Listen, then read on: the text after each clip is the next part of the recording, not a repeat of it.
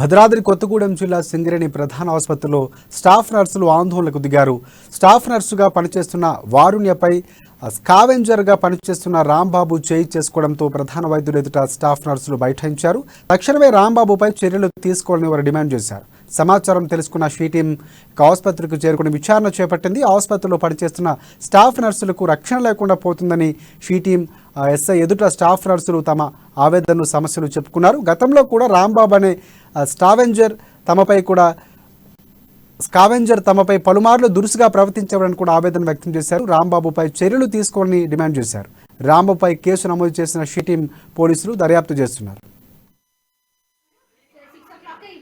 అందరికీ good morning అండి. నేను భద్రాద్రి కొత్తగూడెం షీ టీం ఎస్ఐని. మన జిల్లాలో అమ్మాయిలకి ఎక్కడ ఏ ప్రాబ్లం ఉన్నా, ఈవెన్ వర్క్ ప్లేస్ లో ప్రాబ్లం ఉన్నా నాకు వెంటనే కాల్ చేయొచ్చు, ఇమీడియట్ గా రెస్పాండ్ అవ్వడం. ఈ రోజు జరిగింది ఏంటంటే, మన దగ్గర సింగరేణి మెయిన్ హాస్పిటల్ దగ్గర ఒక అమ్మాయి పైన ఒక స్కావెంజర్ ఫిల్తీ లాంగ్వేజ్ ని యూజ్ చేయడం జరిగింది. అలాగే చేసుకోవడం కూడా జరిగింది. వెంటనే వాళ్ళ షీ టీమ్స్ కి కాల్ చేశారు. నేను ఇక్కడికి వచ్చి వాళ్ళ పైన చర్య తీసుకోవడానికి స్టేషన్ కి తీసుకెళ్లడం జరుగుతుంది.